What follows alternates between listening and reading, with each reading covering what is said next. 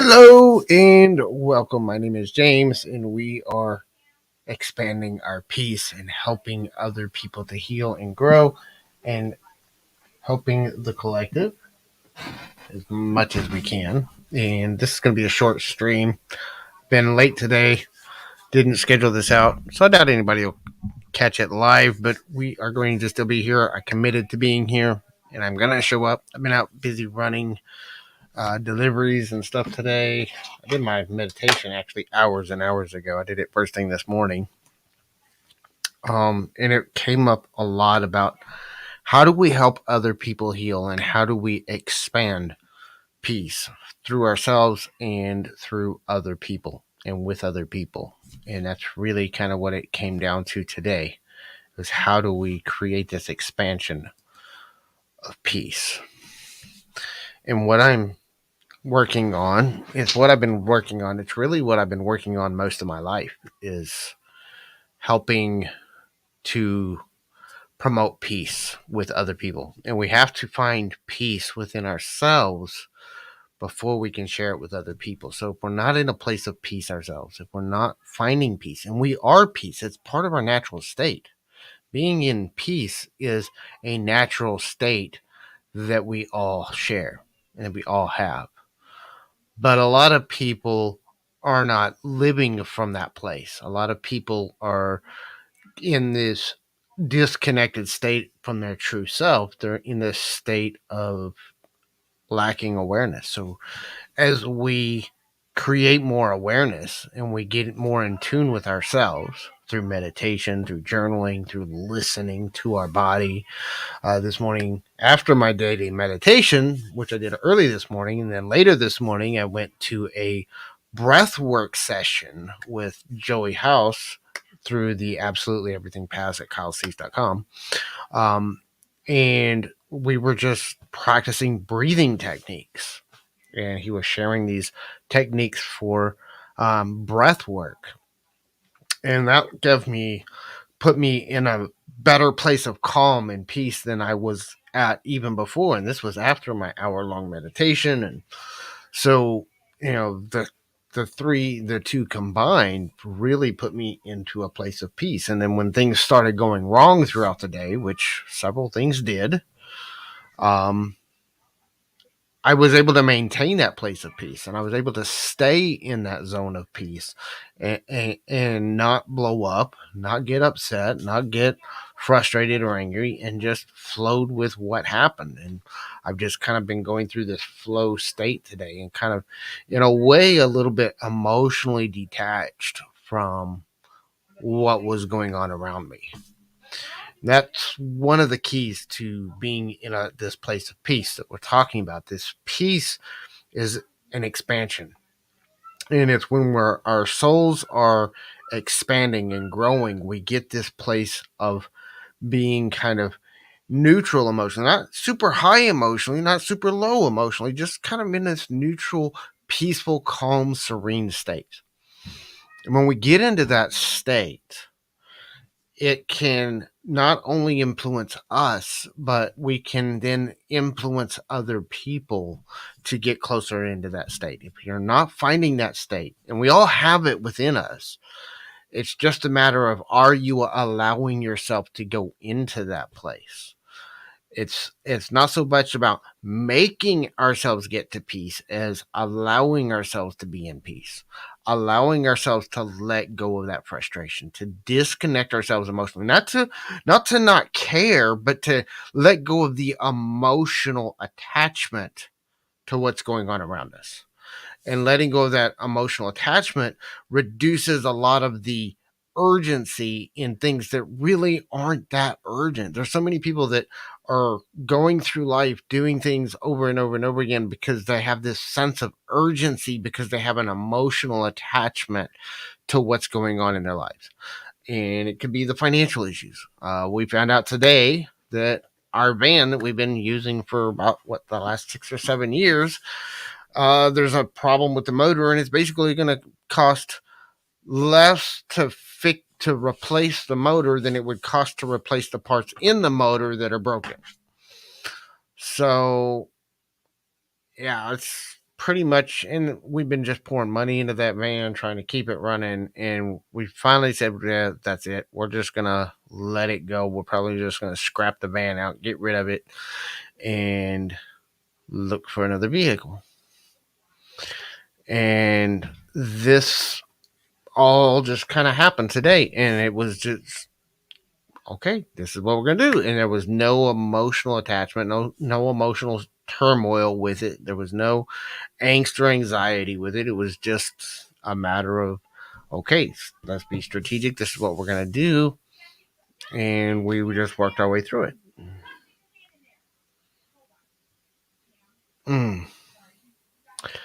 And so, how do we then spread that piece? Then I'm like,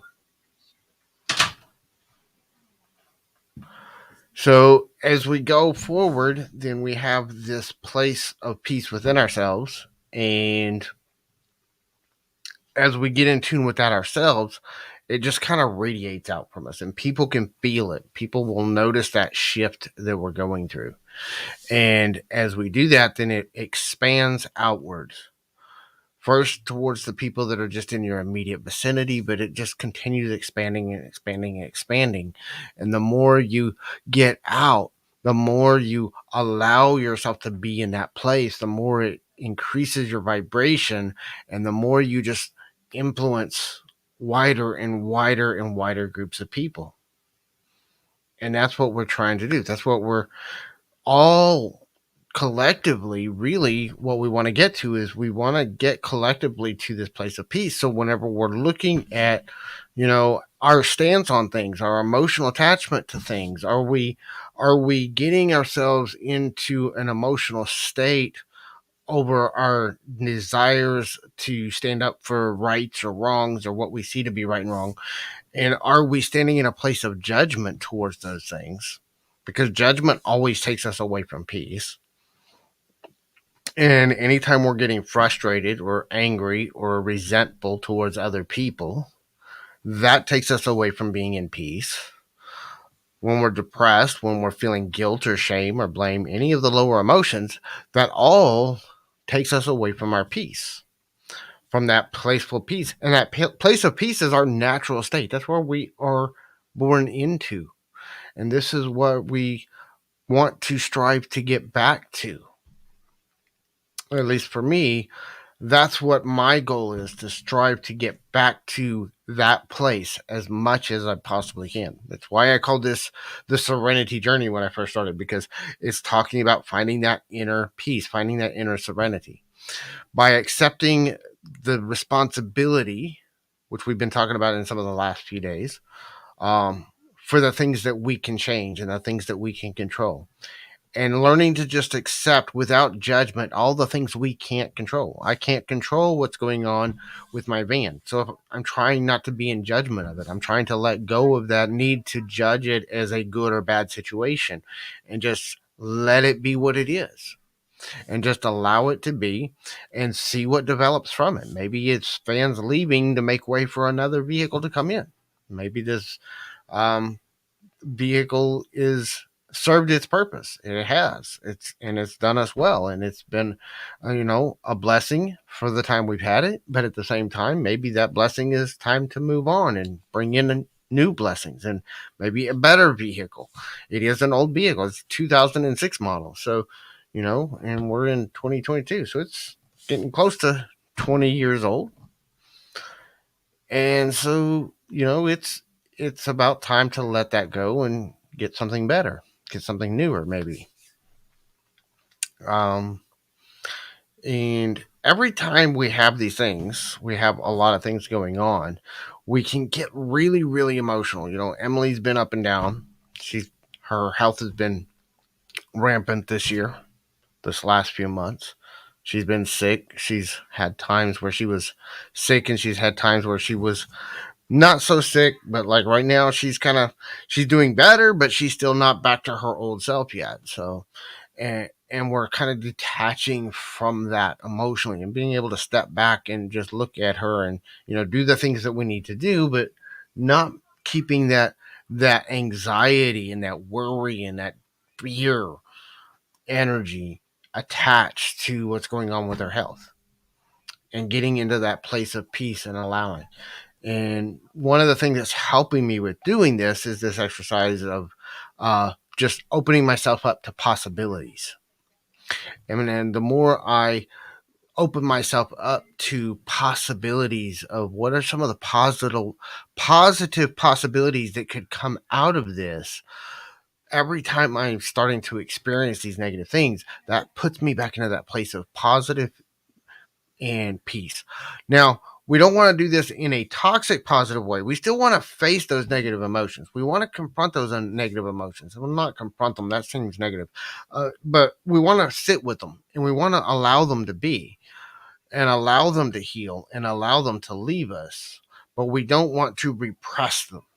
That's what I did for years. And that was what got me into a state of being depressed and being angry and being resentful towards other people, was because I was repressing all of my emotions instead of sitting with them and allowing myself to feel them. But the more I get into this place of peace, the less they just come. And the more I heal those traumas and I allow that energy to leave, the more I'm just in this more peaceful state. And doing these hour-long day of meditations, I'm only on day 6 of doing an hour a day in meditation at a time, plus doing some other work, and there's a lot of other things going on as well. But I am at such a place of peace and calm within myself right now that I haven't been at for a long time. And I'm not stressed and worried about things that I've been stressed and worried about for a really long time. And it's not repressing it this time. It feels totally different. And it feels, and people that have talked to me said that they see a difference. They see a difference in my demeanor and the way I'm presenting myself and in the way I'm talking to people and the way I'm working with people. And I'm not where I want to be on some of these things, and I'm still a work in progress. I'm always going to be a work in progress, I think. But it's been such a blessing to be able to come here and share these ideas, share these insights, and share this work with you people. And if anybody's interested in learning more and going deeper into these, you can leave me a comment and let me know. I'm going to be trying to figure out ways to go deeper into some of this and looking at ways to understand this expansion myself. And I understand the expansion and I see the expansion. I feel the expansion and I'm embracing this expansion. One of the keys to doing that is that opening ourselves up to possibilities and just writing them down. When we have doubts, when we have these worries, our resentments, and all these things, I sit down in my journal, and I started doing this in the last week or so since I went to this event with Kyle Cease last weekend. One of the things I've been doing is sitting down with my journal and just writing out its possibles in my journal about every one of my doubts, my fears, my worries, and just writing out the positive possibilities that could come out of that, the positive possibilities that could be in that situation that I'm stressed over or that I'm worried about or that I'm resentful over. And by doing that, it's helping me to have space for that positive energy and that positive emotional energy and bringing me back into that place of inner peace within myself. One of the things that we did last night, we went to this event with Kyle Cease, and one of the things he talked about in that was finding your guiding point and your direction and where are you going. And if to think about it, when we talk about anything, we want to have a target. We want to have something that we're striving towards that helps us to kind of see where we're at. You can't really tell if you're making progress if you don't know where you're going. I could say I want to go to New York City, but if I head west, that would tell me I'm going in the wrong direction because I'm getting further and further away from where I want to go. But if I don't know where I'm going, I could go any direction and wind up somewhere. I just don't know where I'm going to wind up. So the best way to create that is to have this is my goal. And my goal is to be in this place of inner peace, and not only inner peace with myself, but sharing that peace and helping other people to heal. And we all have a capacity within us.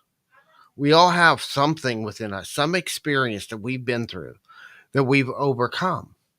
And as we get into this place of peace, we can use that experience to help other people to heal. We can use that experience.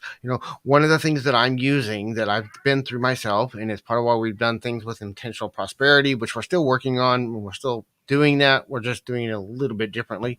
But with the intentional prosperity, it's about helping people get in touch with themselves in relationship to money, and also helping them to start working on plans to get out of debt and to get control of their spending behaviors and getting control of their thoughts and their story about money so that they can control their spending behavior, so that they can get out of debt and stay out of debt and build a legacy of prosperity for themselves and for their family. And that's the journey that we're on, and we're free of that. And that's given me a ton of freedom to be able to do things like creating this content. Most of the stuff that we have in the studio, most of the content that we do, we wouldn't be able to do if I was a slave to a job, if I was a slave to paying those bills because I was a slave to debt. The more you pay off debt and get to where you don't have any payments, then the less you have to live on and the more freedom you have to be able to do the things that you want to do with your life and to follow that calling. One of the reasons why I'm so adamant about helping people get out of debt is I want people to live to fulfill their calling rather than living their life to pay their bills. I spent most of my life, I've been having this calling for a long time in my life, and I spent most of the last 20 years living my life to pay the bills instead of following my own calling. And that, for me, I found that the more I did that, the more I suffered. One of the things I've found more and more and more is the more I ignore my calling to survive, the more suffering I experienced in my life. Now, I don't know if that's true for everybody. I can only speak from my own experience of it. But one of the keys to overcoming suffering is finding and listening to yourself, listening to your calling, listening to what's coming through you to share with the world. And if you're not listening to that part of yourself, if you're ignoring that part of yourself, then there's a good chance that you may be suffering in some areas of your life, even if you're not acknowledging that suffering is there. And part of this healing journey is learning to tune into yourself. Again, I've been talking so much about meditation because I'm in the middle of this meditation challenge, but meditation is one of the ways to do that. We sit, because see, meditation isn't, singing om and chanting mantras. And there's a lot of different, you got to realize that meditation is a catch-all phrase for a lot of different practices that on the surface looks the same, but on the inside, they're actually different. There's visualizations and there's mantras and affirmations and all these different things that fall under this moniker of meditation. But when we're talking about these hour-long meditation, we're talking about tuning in with yourself in meditation. All we're talking about is very, very simple. We sit, we close our eyes, and we listen to ourselves. What sensations are you feeling in your body? What emotions are you feeling? Where are you feeling that in your body? Just sit and breathe and turn off all the noise and turn off all the distractions and just sit and listen to yourself. Mindfulness, creating more awareness of your body, creating more awareness of your mind. Your body tells you what's wrong with you. Your body will tell you if what you're doing is right or wrong for you. Your body will tell you what you need to do in your life. Your body will tell you whether your decisions, how to make your decisions. It will guide you through the decisions that you need to make. But you have to tune in and listen to it. You have to turn off all the noise, and we have to get out of the mind and into the rest of your body. And the mind is a trickster. It doesn't want to let go of control. It doesn't want to let go. That's what we call the ego. The ego is the mind. And And it's the false sense of identity that you are your mind. And this whole identity that we create around ourselves, and as we meditate, we get out of that false identity. We get into our true authenticity. We get into our heart. We get into our authentic self. And as we tune in with that and we listen to that authentic part of ourselves and we bring that part out to everything that we do, we are in a place where we can spread peace and love and joy and healing to other people. We can expand ourselves. We can expand peace throughout the planet. But we can't do it from a place of inauthenticity. We can't do that expansion from a place of trying to achieve goals. We can't do that authenticity from a strategic plan. Although those can be important and they have their place, we have to get in tune with ourselves and then create that plan from that attunement with ourselves. And that's so much of what we teach and what we're doing is helping people tune in with themselves. The two techniques that I use the most almost every single day for those is meditation and journaling. We meditate, we get in tune with ourselves, and then we write about what we're doing. We write down our thoughts, we write down our experiences, we write down our feelings, giving voice to that part of ourselves that we've been ignoring our whole lives. Because see, so many people think that we're just listening, and listening is an important skill. Listening to other people is an important skill as well. I'm not downplaying the importance of listening to other people, but there's a lot of people that are not listening to themselves because they're listening to the news, they're listening to social media, they're listening to their parents and other people. And the people that they listen to the most are people who are not achieving what they want and what they desire in their own lives, you know? And I know people right now who are struggling financially and turning to their friends and their family who are struggling financially and asking them for help on how to get themselves out of debt or how to get themselves financially secure. And they're taking really bad advice because they're getting advice from people that don't know better themselves. Instead, you want to take advice from the people that have achieved it. You know, I'm not sitting here teaching people how to get wealthy because I'm not there yet myself, but I can teach you how to get free of debt because I've done that. I've accomplished that. I've completed that in my life. You know, that's a check mark off of our list. And I can help other people get there, but I can't take people someplace I haven't been myself. So we need to stop taking advice and closing ourselves off and only listening to people who share our same opinions and our same mindset. If we want to expand, we have to start getting out of our comfort zone in who we listen to, but we need to be listening to ourselves.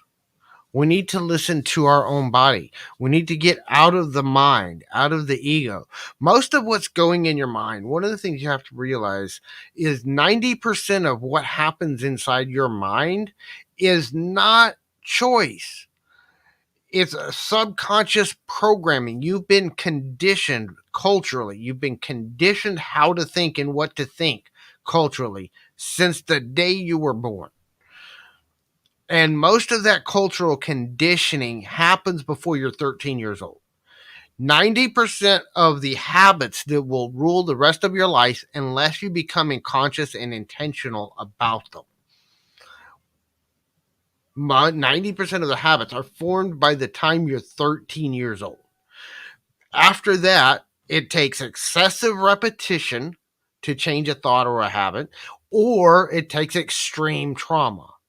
And when you have the two, excessive trauma repetitively happening, that will make a shift in your thoughts and your mind. But if you are not consciously and actively working on your thoughts, your beliefs, and your ideas, then you're running under the habitual mind, the subconscious mind. And 90% of our thoughts are controlled by the subconscious mind, not by the conscious mind, not by what we're actively thinking. And so, as we're doing this deep inner work, part of what we're doing is retraining that subconscious mind, getting out of that subconscious programming and getting into our heart mind. Our heart has its own mind. And that's where our true self is. That's where we find our soul. That's where we find our calling, the part of us that existed outside of this body and will continue to exist when we're gone. That's the part that's in here, not in here.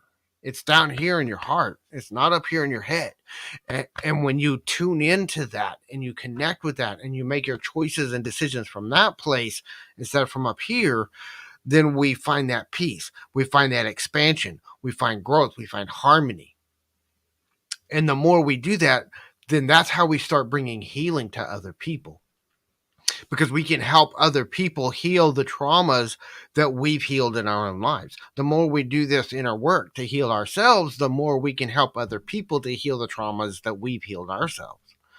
And we can even help people to heal things that we maybe haven't specifically dealt with, but the processes are still the same. So once we learn those processes of healing, then we can start helping other people heal them as well. And you don't have to have any kind of fancy piece of paper that says you're certified to do it. You don't have to have any kind of fancy degrees. You do have to know what you're doing. You have to practice it. You have to learn it, and you have to figure out the ropes and learn from some things. And it's not going to be perfect, but we all have something in our past, in our that, and how you do that could be any number of ways. Maybe you write a book, maybe you write a blog, maybe you do videos here on YouTube, maybe you do a podcast, maybe you sing and dance. Whatever your modality is, your heart knows what that modality is for you. Your heart knows what that modality is for you. For me, it's videos, and it's using my voice, and it's writing. But you have to look inside yourself and find that connection to yourself. And that's how you're going to help expand your own peace, expand your own consciousness, and help heal others. And if you want to know more, subscribe to our channel, follow along, help us get the word out about what we're doing. The more we can grow and expand this channel, the more we can help other people grow and expand themselves as well. And we are going to call it a day.